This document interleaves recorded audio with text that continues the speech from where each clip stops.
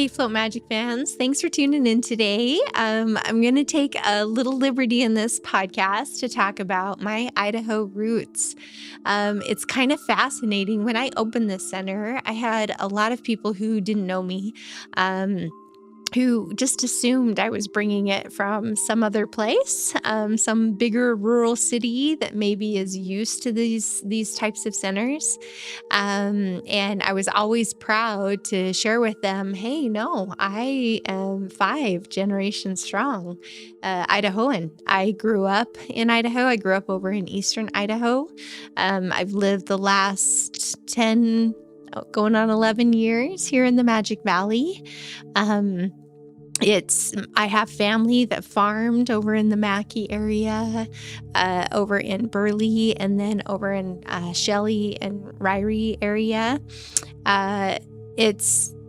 We go back a long ways, and there's a lot of values that I feel that I've brought through that experience of just living in Idaho and having this deep appreciation for what the state has done for me and my family for 5 generations, going on 6 generations, which a little later on in the podcast, we're going to have a 6th generation in my family, Idahoan, which will be my son, my oldest son. So anyway, going back, I grew up in eastern Idaho. I was the oldest of 4 siblings. I had 3 younger brothers, and I had all boy cousins but one. So I was rough and tumbling with the best of them growing up.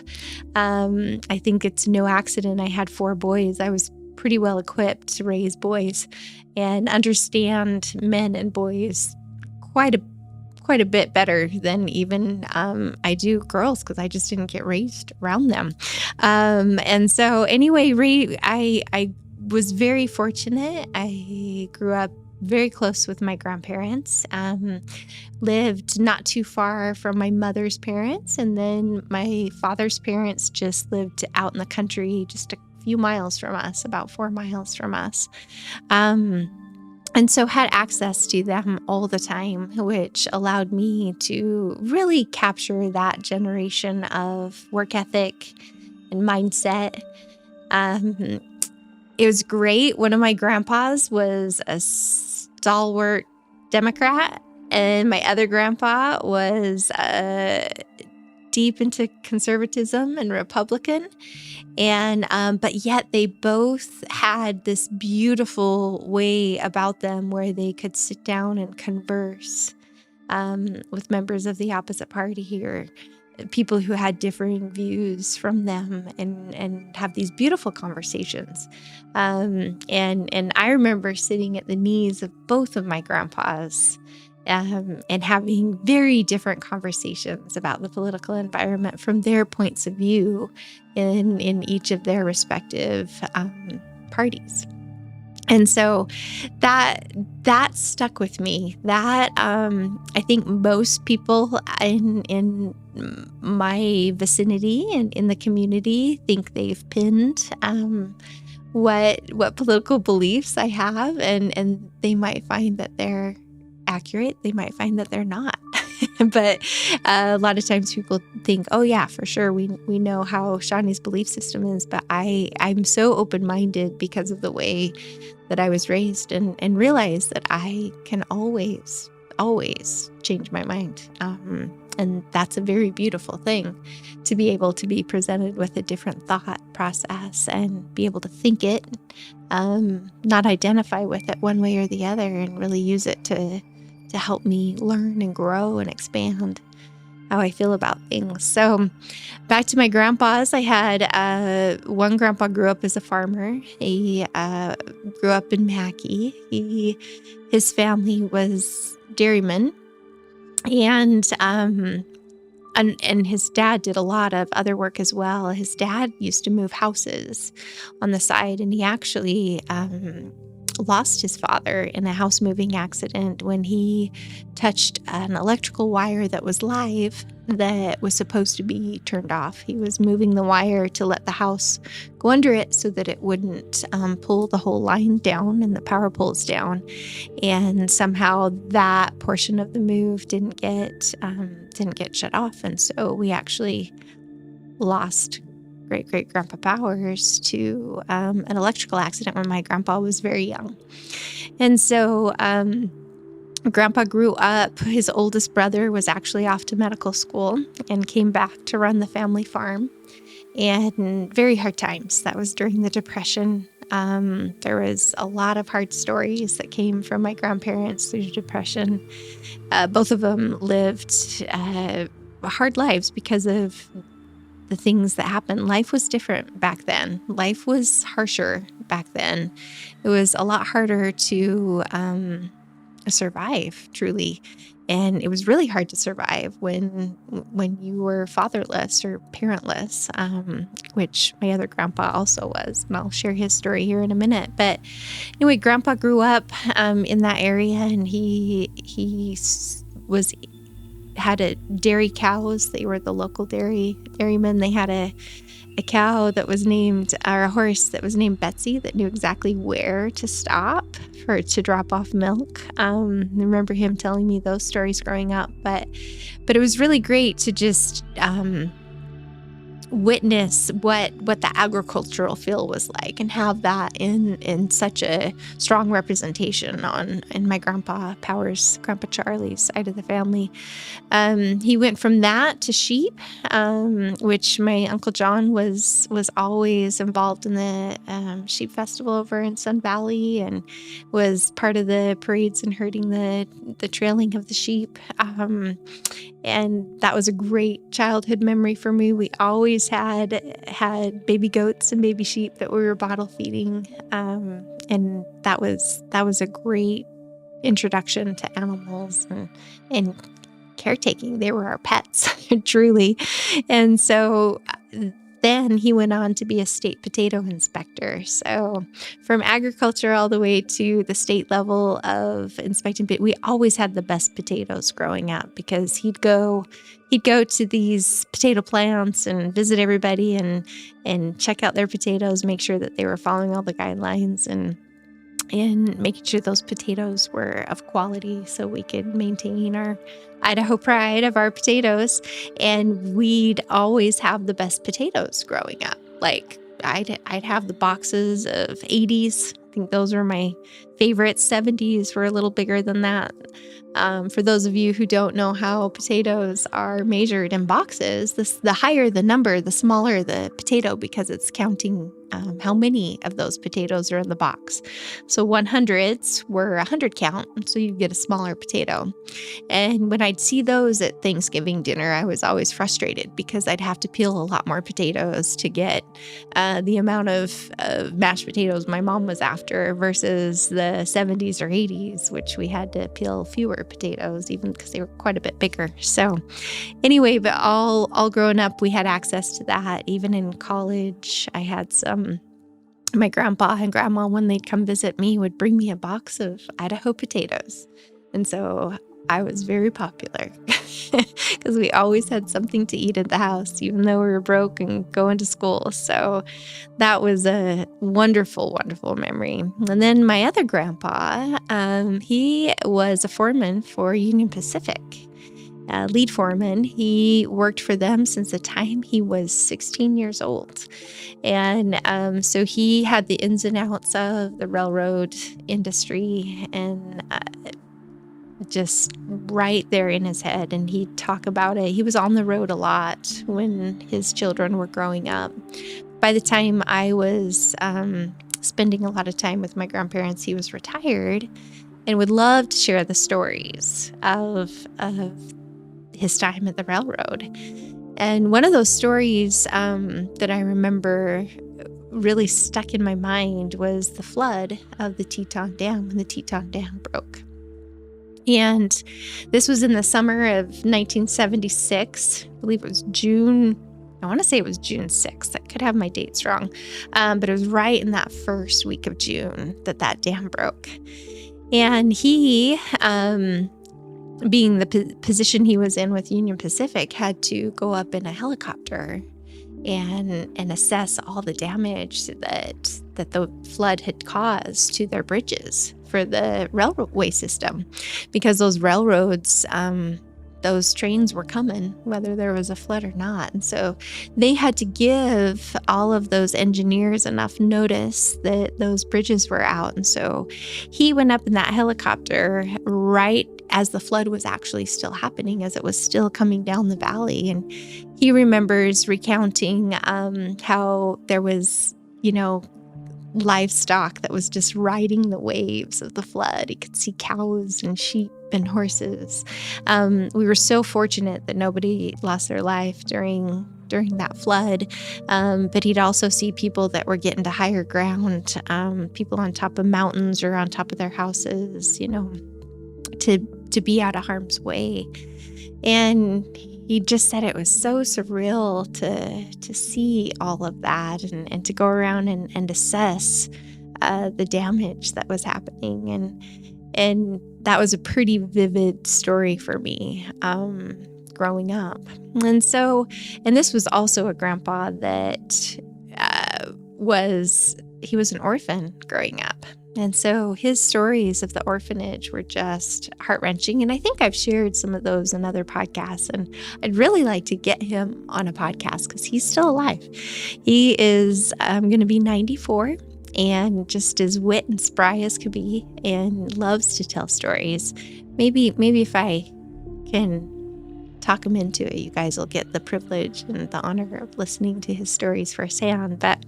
But the reason why I just wanted to touch base on those Idaho roots is because I really feel like as our state is going through transition, as we're watching growth come in, as we're watching things change, as we're watching new businesses come to light. There's wellness centers. There's more of them popping up here in Twin Falls, which I'm excited about, to see the wellness industry really expanding and people wanting to invest in it, to bring these therapies to the hands of the people in our communities. Understanding where we came from and what was protected in this state and what was hard fought and sought after in the roots of Idaho really are important to me. The values, our history of agriculture, our mining industry. There's our timber industry. Timber is one of our highest GDPs, or had been for many years when you get back up in northern Idaho. And that's something my dad did all growing up. We were out in Island Park constantly logging for trees. Those were wonderful memories for me as well. But all those roots and all that experience that my family was so willing to pass along and talk about really has added to the gratitude that I have for being raised in such a fantastic state, in such a beautiful state. There's so many benefits to being in this area. There's so many mental health benefits. Even though we live in this, they call it the suicide belt with our harsh winters, we have access to get outside. We have access to beautiful views and valleys and mountains and activities that some people don't ever get in their lifetime. And so I want to just encourage my viewership to, especially this winter, as things start to turn cold, as we start to hunker down inside, get outside, stay in nature, even through the cold portions of it. Really take in what this state has to offer. We have snowshoeing, we have skiing, people snowmobile. You can just go walk along the roads in the snow and in the cold, up in the hills, the South Hills, up through Sun Valley. It's such a remarkable, beautiful, and serene scene that we get access to. very, very grateful for the mindsets that my family passed along, for that very open mindset of just listening to where people are at, hearing their point of views, allowing it to expand my own. It's really served me well in my business and in life in general. So hope that you've enjoyed just getting a little bit of taste of what I got to experience growing up and a little bit of my root system. And we'll have a branch show up here before too long. My son will be on and share a little bit about his experience growing up too and watching his mom build a business. So thanks for tuning in. So I'm super excited to add to my podcast today my own son, Braeden. Thanks for having me, Mom. Yeah. So this is my oldest son, Braeden Stosage. He's in town this week. He's visiting from over in the Bend area. So yeah. I thought, hey, and I was recording today and thought, since I'm talking about being raised in Idaho and all my generations, 5 generations strong. Yeah. You're the 6th generation. 6th generation. Yep, of Idahoans. That we just pull you on and let you talk a little bit about what you've loved about Idaho and growing up. Okay. In Eastern Idaho wonderful. And here in Twin. Yeah. Well, I can say I'm very lucky to have been raised in Idaho. It's a beautiful place, and people here are very kind and they're heartfelt. They care about their neighbor. My favorite part about growing up in Idaho when I was younger was we just lived really close to your parents and grandma. Yeah. And we were all around cousins and family. And so we had the opportunity to play in the mud and like ride 4-wheelers and build like 8-foot tall snowman at grandma's house and stuff. And another part I love about it was being able to have the freedom living out in the Riverton area, just to shoot doves or shoot cans with our .22. It was always really fun. Ever since I was young, I've loved spending time outdoors, and your grandpa and your dad has helped a lot with that. My dad as well. Yeah. We all love the outdoors, and so Idaho is a wonderful place for that. There's a reason it's called the Gem State. It's the gem of the Rockies, and there's a lot of hidden things. And just being in southern Idaho, you kind of see some of that, but the real gems are like when you drive up north a little bit, or central Idaho. Yeah. And I loved going up with my dad, going up to Chalice, go catch the steelhead. Mm-hmm. That was always fun. Yeah, over through Stanley and up through Riggins. And such a beautiful place. Yeah. Definitely on the map more nowadays. Like people definitely are there in March and stuff. I know. I drove through Stanley in the summer, which I hadn't done for a long time. Like I tend to go up there on shoulder seasons or in the winter time. I really love to go up in October.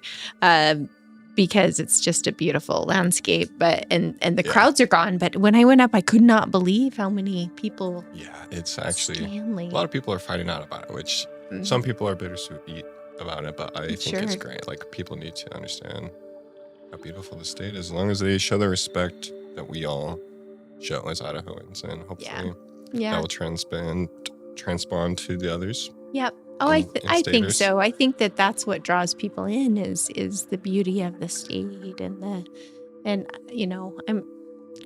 our cost of living drew a lot of people in. Our political environment drew a lot of people in. Like there's a lot of reasons, but I think bottom line, because our winters are harsh, right? Yeah, they can be. Yeah, like remember the winters growing up out in Riverton? Oh, yes. They were pretty crazy. We had a lot of snow days. We had a lot of drifts because we had the big wide open fields, and they would just... I loved those drifts. Whenever I would go out hunting for them, I'd be like, holy cow, you see that drift? Like a quarter mile into the field. Yeah. We would go build a hut. Yep. Out of it. Yeah, you built a little like igloo type. You dig into it. Even at Grandpa and Grandma's, do you remember that we'd pile up the snow because they had a big area that you drive in to get to their shop and their house, and lots of area, lots of big, huge. It wasn't even a driveway; it was just gravel. And so they'd have people come in and push all that snow up in one big hill. Like it was just a mountain of Right. snow.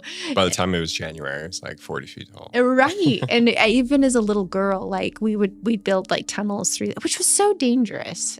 It definitely was. You know, I mean, that could Snow have caved in, collapse could have collapsed on us anytime. But here we are just like packing out the snow and, digging the holes. Well, there was and a lot of dangerous activities being done on Grandma and Grandpa's there property. kind of was. Yeah. Especially when you guys were growing up. I don't know so much about us. But Yeah, we have some stories. Oh my goodness. Yeah, You get three. alcohol Well, and when they in the 80s when they came out with the 3-wheeler. Yeah. Yeah, what Great idea. Honda or whoever made that. A lot of injuries. Yeah, let's just put kids on a 3-wheel vehicle with a whole bunch of power behind it and see what happens. That was quite an epidemic, wasn't it? Well, a lot of people had those. They didn't last. I don't even know how long they last on the market. And I wonder if people still have them. I'm sure that it's a collector's item. I'm sure. Like, I would love to drive one around right now. That would be super I've fun. never seen one in person. Yeah, just in our pictures. Yep. We had tubes that we hooked up behind it. Yeah, just like Grandpa still would do for us. Yeah. On his ATV, though, this time around. Yeah. I can imagine that was pretty crazy in the snow. Yeah. Weather. Well, and then you get all the divots and the dikes out there, right? When the field system. and it was like just the right amount of snow to where they were still visible. And then you take that tube and you do like cookies on the 3-wheeler and spin that tube around, and those divots those dikes would just send you flying. It's like a wake on the lake. Exactly. Exactly. It was like the waves on the lake, but it was good times. So yeah, I'm half tempted to drive over there to Blackfoot. I mean, probably not going to make it this time around, but I love just going out there and seeing where we grew up and remembering all the fun things we would do, because, I mean, when I was young, we would ride our bikes for miles, like 10, 12, 20 miles up during the day. Mm-hmm. We lived out of town, so we would ride all the way to Grandma's. Yeah. Or to the movie theater, or who knows. Yeah. And it was just, I loved growing up in Blackfoot. It was really fun. It was a good time. Yeah. Yeah. I love it. And then moving here to Twin, you've got to work for me here at the center. I did. Yeah. What was your favorite part of working here? Oh, it definitely was the interaction with people and seeing how their moods were lifted, or how their pain was relieved. Mm-hmm. Seeing people's stories. People are always really nice when they come in, especially if they're regular. Mm-hmm. They know what they're here for. They know it's going to be great. Yeah. And definitely was also having access to the services. That was one of my favorite parts of being here. I just used the massage chair in Novathor, and for the first time probably in 4 months. And I feel great. Yeah. I miss doing it a few times a week. But well, I know people miss having you here. They really enjoyed you being a part of the center. And I do. I'll have people ask about you. And I just say, yep, he's over in Bend doing his own thing. Well, that's good to know. The people think of me, because I do think of all of you guys and the customers, because Flow Magic's a magic place. Mm-hmm. Really pretty special place with special people all the way around. So definitely. Yeah. So is there anything you want to share about watching your mom go through an entrepreneurship process? Yeah, we can talk about that. Well, if anyone watching doesn't have an entrepreneur in their family, some people think it's all like, if you go on Instagram, it's just fun and games. It's all glorified, like it's an easier route or it's more fun, which can be true in some cases. But maybe I've witnessed firsthand, being the son of my mom. Even growing up, she would do smaller businesses and stuff. But so when she had this initial idea and plan to execute this, I was really excited, and I knew that you were capable to pull this off. And so I was also nervous and just excited, because I knew it was going to be a lot of hard work for you, and it's a dedication for, like, maybe the rest of your life. Like, you're going to have some things to worry about or some things to work on. And so I knew there was going to be a challenge, but I knew you were very capable. And it was a really exciting moment. When I first moved to Bend, it was right after from working here for like 6 or 8 months, I believe. I think it was 8 months that you were working. Yeah. Yeah. And it was kind of hard at first, because I really missed you and the center and just everyone here and the environment. But coming back, I'm really grateful that it's still thriving and that people love it here. And this wasn't here when I left. That's right. Beautiful space. The Salt Cave and the Plunge were new, and the Zen Garden since you were here. Yeah, so there's a lot of new additions, and throughout the next few years, we'll probably have some more cool, exciting things to release. Yeah, I hope so. I'm always looking. There's no end of cool stuff out there that helps people. Definitely. Yeah. So, and the world's always changing. You never know what we'll discover.